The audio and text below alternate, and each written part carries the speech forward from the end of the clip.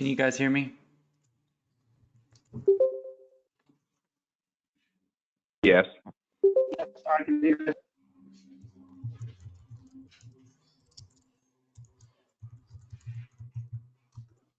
All right, I'm going to give us just a couple more minutes here because people are kind of trailing in, and then we'll get started.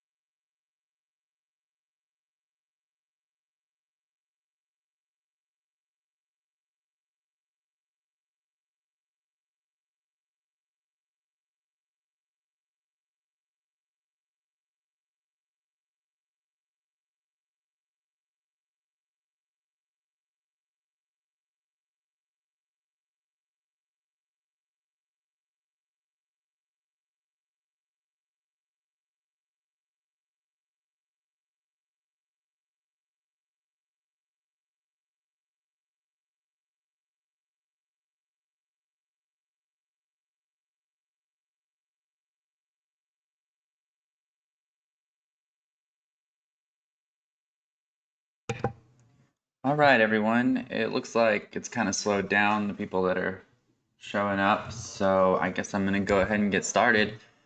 Uh, if anyone doesn't know me, I am James, and I work for D&T Media. You probably emailed with me at some point about FastApp. We are going to go over a lot of different things about FastApp web and mobile today. If you have questions while I'm going, feel free to just type them out here, and I might stop right then and answer your question, or at the end, I'll have time for questions as well. So I'm going to go ahead and get started. And first, I'm just going to cover briefly the difference in FastApp web and mobile. We've had less questions about that lately. It used to be a question that we got all the time, but we've been trying to kind of get some more information out there about that. But I'll just say something about it really quick. The web version of FastApp is something that's pulled up in a browser. That can be a browser on their phone or their computer. And it is just the basic application. And that's what's up on my screen right now. As soon as they go to a FastApp on web, they'll see this. In this case, they're going to one for the whole team. And when they go to the next page, they'll be asked if they've already spoken to a mortgage expert. If they click yes, they'll be given this drop down and they can see all the people there. If you want them to not have that option to select other loan officers, what you do is you go up here and you put a slash and then you put your NMLS number right there. And when you do that, they'll still see the same beginning screen, but they won't be asked if they have a mortgage expert. They won't see a drop down box. They'll just go straight on into where it asks for their name, and the application will come straight back to you. So that's an important thing to remember. That's called your direct link, and that's just going to be your FastApp with your NMLS number on the end of it. There is a way to make a prettier link that we're going to talk about a little bit later on boeapply.com. So that's the basics of how the web one works, and the mobile version is going to be one that they download from the App Store or the Google Play Store. It's going to live on their phone. And the benefit of that is not only are you on their phone to remind them of you when they are thinking about a home purchase down the road, but it has some other tools in it. It has some calculators built in. It has a portal for loan officers, for realtors, and for borrowers. And I'm going to talk a little bit about the portals later and some more of the FastApp mobile tools. But for now, I'm just trying to get you guys an idea about what the differences are. To get someone to your FastApp mobile, you're going to give them your branch name. To get someone to your FastApp web, like we have here, you're going to give them the branch name .boefastApp.com. You can switch that around to get them to the mobile. So in this case, it would be boefastApp.com/Canada and that would take them to a page where they can download the FastApp. It'll also give them a little code, which that's all stuff that we're going to cover again later as well. So don't be worried if I'm rushing through that. I'm just trying to get you guys an idea of the difference. So we'll go ahead and get into more of the specifics of the web version. For one thing, the way to get the prettier link, let me find that real quick. So if you go to boeapply.com/register, right here you can put in your email address, and then you can put in your current FastApp URL, which is like that. It's going to be, your whole FastApp with your NMLS on the end. You're going to put that right here, and then you can put whatever you want right here. So you can put, I'm the best mortgage expert, and then your FastApp can be boeapply.com/I'm the best mortgage expert. Most people are just going to make it their last name or their first name or some combination. Or if you have a business that you market under. One thing that if a person uses that, when you get your lead trap or when you get your submitted email, it's going to tell you which link they used if you're using one of these boeapply.com links. So one neat thing that a loan officer asked me if they could do is you can make as many of these as you want. So they made one for each one of their real estate agents that use them a lot. And so you can have boeapply.com/Keller Jake. And when someone applies at that link, it's going to say in the email, shortcut used, Keller Jake. And then you know that that person has referred you this borrower. I don't know if it can help with communication or if you have, any kind of incentives you offer for them. So that's how these work. If you want this link, again, it's just boeapply.com/register.php is how you get signed up. If you have any questions about that, just send me an email. I'll send you that link. We can walk through the process. If you mess yours up for some reason, like I said, you can make as many of them as you want. But if you mess one up, I can just go in and fix it for you real quick. It's usually easier than trying to make another one. So the next thing I'm going to talk about is if they're coming through here and you didn't give them your NMLS number, this comes up, or if you didn't give them the link with your NMLS, so you didn't give them your direct link. We get a lot of questions about this. People, it seems, will normally not select a loan officer. They see the drop down and they just click. They're allowed to click, I don't see my loan officer, or no, I don't have one. If they do that, what the FastApp is required to do is send that app to another eligible loan officer, to any eligible loan officer within your branch, and it picks that at random to be fair.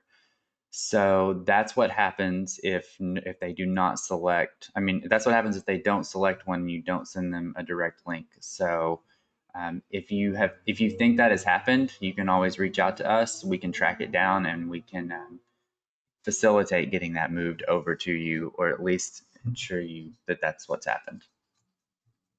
The next thing I want to talk about is an update that we just released this last week.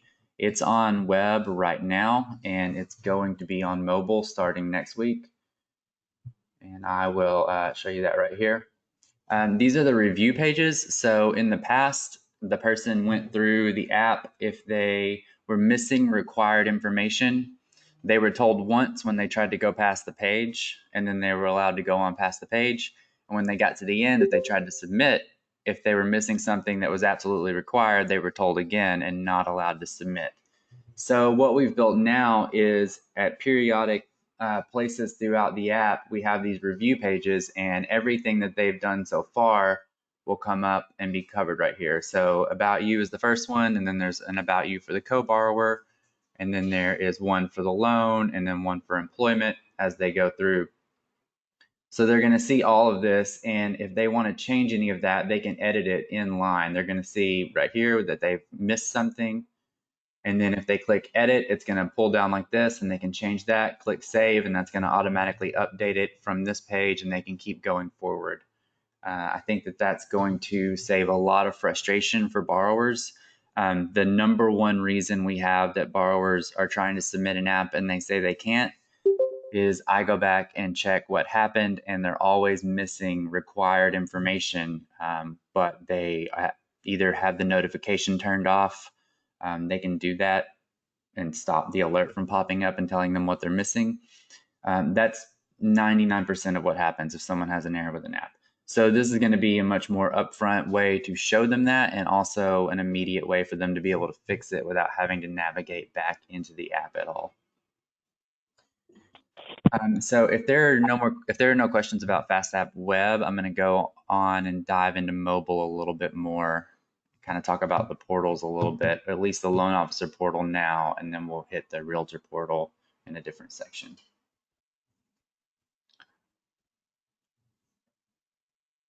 All right.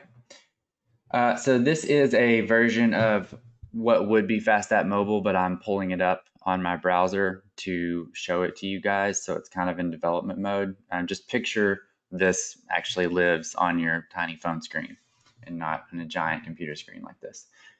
So the first thing that they're going to see when they open the app is they're going to see I've been invited and continue as guest. We have several different ways because this is an app and because the whole bank has to be under one app. We can't really pull this nice trick where you just put in your branch. They actually have to open the app and find your branch. So we've made up a whole bunch of different ways for people to do that. Just because some loan officers think it's easier to share it a certain way, or they find that their borrowers are more consistently having an easy time getting it. We want it to be as easy as possible for them. Obviously, you don't want them to get frustrated before you even get into the process. So one thing that you can do is FastApp Share. And when I actually log into a loan officer portal, I'll show you FastApp Share. And if you've done that, what you do is on FastApp Share, you go into your loan officer portal and you can enter 4 at a time, either email addresses or phone numbers. When you click Share, it will send a link to either their email address, obviously, or it'll send them a text if you entered their phone number. And that'll give them a link where they can click and download the app from there. And then if you've done that, they can come here and they can enter that email address or that phone number, and it'll take them directly to your app. That's the newest way that we have to do it. Most people are going to do continue as guest. Oh, I'm already logged in. Let me log out real quick so I can show you guys what would happen if. Okay. So when they click continue as guest, they're going to get a bunch of options. They're going to get I know my branch. That's going to let them select the state, and then when they select the state, this box is going to be full of branches from that state, and they can select that there and go on. They can do the same thing with loan officer. It's going to let them select a state. It's going to turn into loan officers. Find my closest branch is going to let them enter a zip code, and it's going to return all the branches that are within 50 miles of them. I have a code is going to let them enter your branch number, and I'm going to go ahead and jump over to something that I talked about earlier, which was the link for seeing for sending someone your FastApp mobile. If you give them your boefastApp.com/your branch, they're going to get this. It's going to have these download links, and this is going to be, they're going to see that code right there, which is going to correlate with your branch number. So they can come back over here, and I think this is the easiest way to do it. So if they were to put in 1008 like that and hit go, they're going to go on straight into the Little Rock FastApp. And then here's another option for I've been invited if that's what they meant to push on the first page and didn't know what the 2 buttons did, they can always get back there. So we hit go and we are into this FastApp. You have your start right here. When they click start, that's going to look exactly like they were on the web version. This is the basic app. But then all the other choices over here, they can see some stuff about your branch. We have, you know, headshots and bios. Again, these are stretched out because I'm on a computer screen, not on a phone app like we should be. All of this, additional tools are in here. Calculators. And then let's go into a loan officer portal real quick and take a look around. I have to pretend to log in as someone else. So right here, you'll put your NMLS number in and you'll have a FastApp pin. The first time you come here, obviously you won't have a pin. So if you go up here to this paragraph, it's going to say click here. If you click that, we're going to email you a pin, and your pin is just 4 numbers. You can't change it, but it should be relatively easy to remember or jot down, or you can always email me and ask me what your pin is, and I will get it for you. Okay, so we log in. Here's FastApp Share that I talked about earlier, and I'll just show you what that looks like. You come in here, you enter your phone numbers, email addresses, invite to my FastApp, and it's sent. That's all you have to do for that. Loan status right here. This person that I've logged in, I'm going to not try to show you guys too much information for whoever this loan officer is, but if you click there, you can select all your borrowers, and you're going to be able to see all of this information about them. Title companies, it's going to ask you, for all of these, it's going to ask you to select whichever borrower you're talking about, and it's going to give you the contact information and all of that stuff for them there. So that's pretty much loan officer portals. And like I said, we'll touch on realtor portals later because I'm going to talk about BOE Bullseye. And that's the main thing about realtor portals. But also I'll just give you guys a kind of how it looks so that when your realtors ask, you can talk to them about it. Are there any questions about FastApp Mobile or about the best way for them to find your branch or?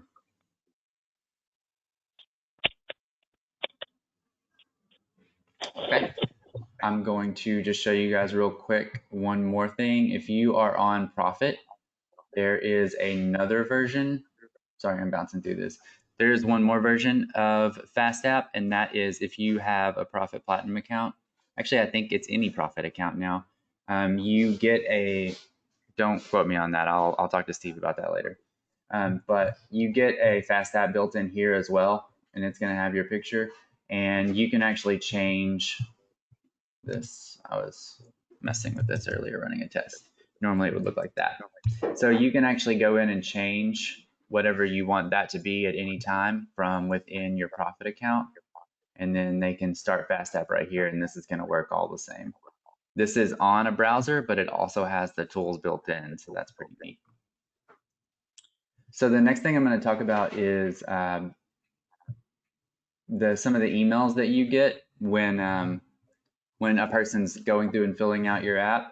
The first thing you're going to get is a lead trap, and this is something that we get a lot of questions about. This is a feature that we added a little over a year ago, and this is to keep you from, if a person, there's lots of reasons that a person might not finish filling out the app, and this is just to make sure you have something to show for the fact that you know that they were interested and they were there, and you can reach back out to them and find out why they didn't.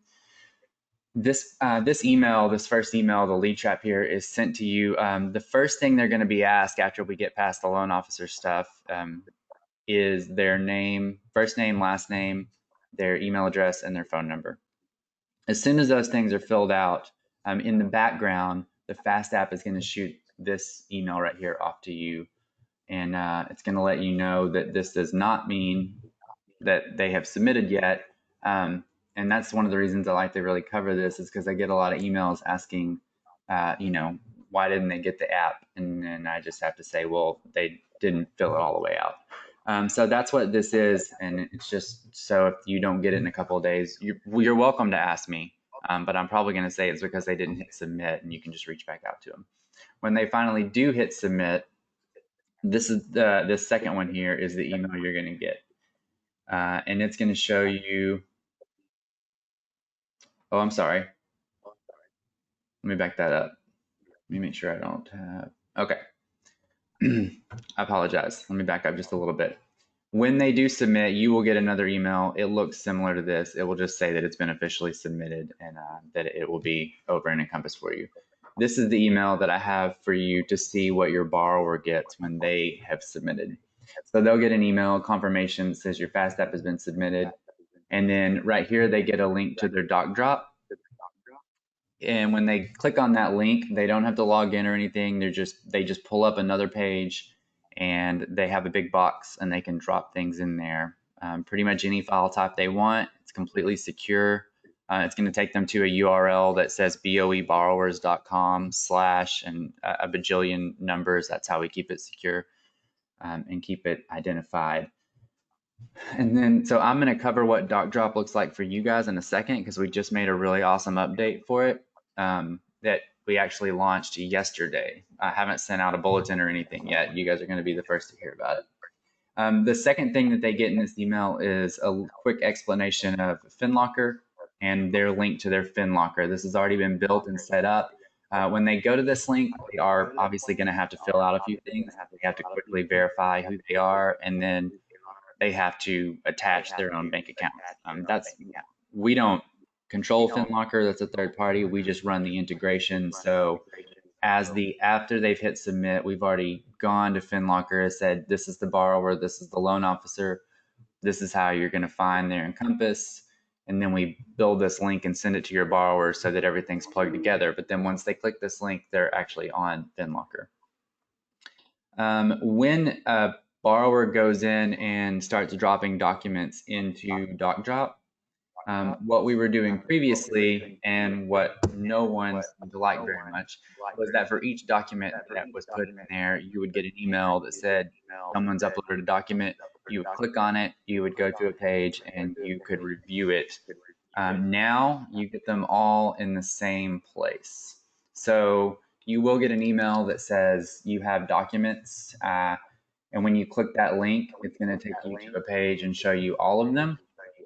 For each one, you can click that you want to view it in a larger window. You can send it to Encompass, you can download it to your computer, or you can click reject. If you click reject, it's going to ask you for a reason. You type in the reason: it was too blurry, or it was these are taxes from 2009 and I needed 2019. And when you click that, it's going to send an email back to the borrower with the reason that you rejected that document.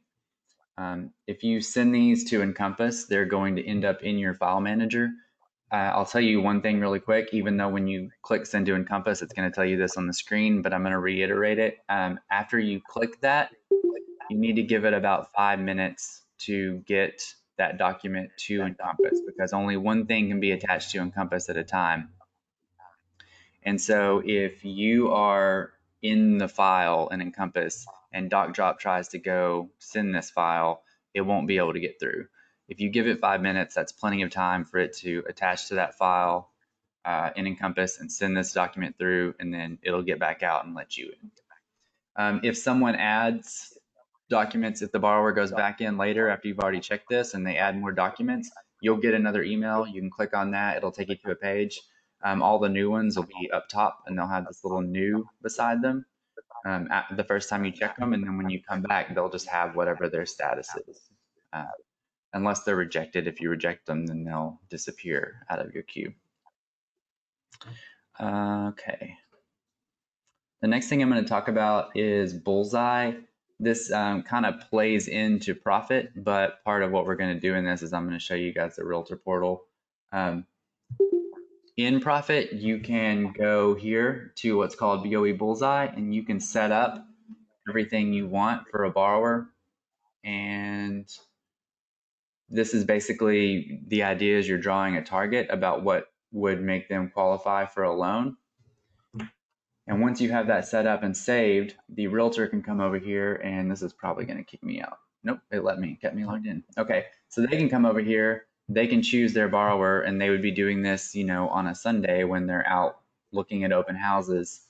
They can put in offer amount, down payment, and all of this stuff really quick, and it will compare this to what you've saved in your Bullseye Profit, and it will tell them right here if they qualify for that house or not. And if they do qualify, they can have a pre-qual or pre-approval, whichever one you've set it up for, letter sent directly to their email, signed by you. Oh, someone said they lost audio. Did anybody else lose audio?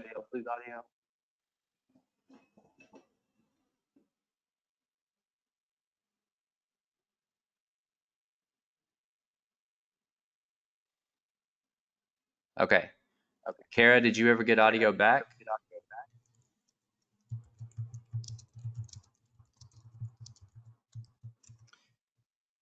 And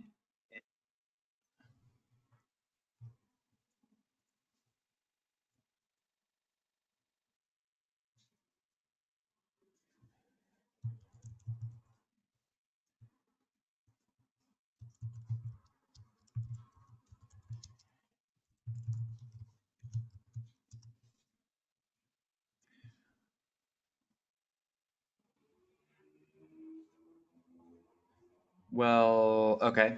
I am recording this, so I'll make sure everyone gets the recording. The recording shouldn't have an echo because it should be what's going straight into my computer. Okay. Okay, so you that were saying no, you were saying no, you didn't. I did set that question up kind of backwards, caused you to answer with a no. So Kara, I'm going to keep going, and I'm sorry that you lost audio, and I will make sure that I send you this recording as soon as we get done here, or a little later today, as soon as it's uploaded. So yeah, so this is the realtor portal. This is what they see when they go into Bullseye. And then, like I said, they can have emailed directly to them a pre-qual or a pre-approval letter, whichever you've chosen, that looks like it's signed by you. Okay, yeah, it did log me out, so I'm gonna log back in real quick and show you guys. This looks basically just like the loan officer portal. They log in the same way as you. The first time they come here, they'll put in their MLS number. They won't have a PIN. They'll click here. The additional question that it's going to ask them is, who their loan officer is, and that'll attach to you, and they can log in right here. They also have the option to do FastApp share, and they can share your FastApp. And again, they have one question that you don't have, which is they select the state and select the loan officer because the app has to know who is sending it, whose app you're sending. Andrew, your PIN is not actually your branch number. It's generated at random. And the first time you come to the app, there's a link right above the login blanks where you can click here and we'll send you your PIN. But good question. Thank you for asking that. So the next thing I'm going to talk about, and this is pretty easy, and we'll kind of keep moving through these last few, is quick submit is something that has been around in the FastApp for a long time. It's a little less valuable now because we have the lead traps at the start and because people are more comfortable filling out the whole application. So now we have the option. What quick submit does is when they're halfway through, before they've done employment history and expenses and assets, which they do assets at FinLocker now, but before they get to that half of the app, they can just go ahead and click, I want to submit now, and have someone contact me. If you do not want that option available, they also have the option when they get to that point to continue on and finish the entire app. If you don't want them to have that choice, if you just want them to go through the entire app no matter what, let me know and we will take quick submit away from you. It's optional now. Then I guess the last thing I'm going to talk about real quick, and then we'll get to questions, is the integrated MLS stuff. And I'll show you guys some of that real quick. Now you can do this. This is built into FastApp Mobile, and it is also available for branches that have sites built by us. And I'll show you a little bit of both. This is what it looks like on mobile. To get there, they're going to go over here and they're going to click on Find a Home, and it's going to pull it up like this. You got pictures like you would expect, search bar. And here are the homes, and then I'll show you the same thing on, this is the Kansas City branch's website. Let me go back. So find a home, let that load, and it's gonna look like this. You can switch back and forth. You got map view, grid view, and then if you click on a house, you're gonna see all this. And from the web version, you can actually share a listing as well. Put that on Facebook or text it, email it, however you want. And that is actually all I have for you guys today. We're coming in right about 30 minutes. So we have 15 minutes for questions if you guys have any.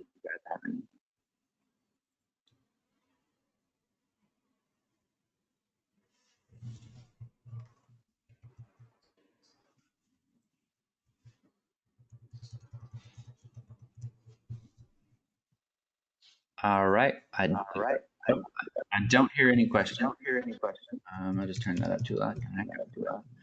But if you think of it later, you're welcome to email me. My email is jwatts, WATTS, @dntmedia.com. And I am happy to help with anything that you guys have questions about. Thank you all for attending today.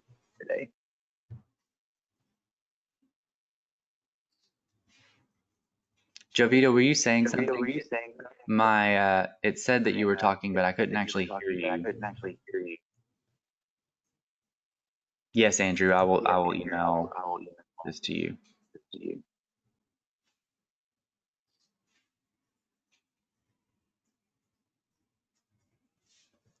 And Jovita, if you had a question, you might want to try typing it. It might be the way my speaker is set.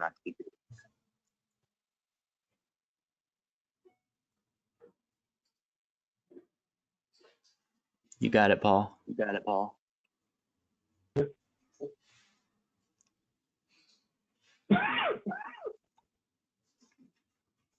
So everyone who wants a copy, will you do me a favor? I'm going to type my email address here real quick in the box.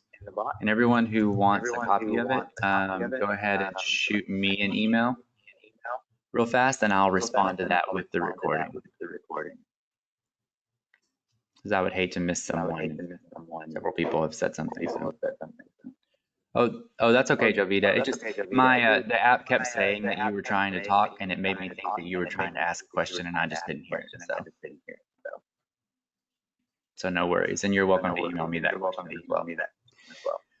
All right, guys. Well, I will let y'all get back to quarantining or whatever you got going on today. Thank you all for hanging out with me.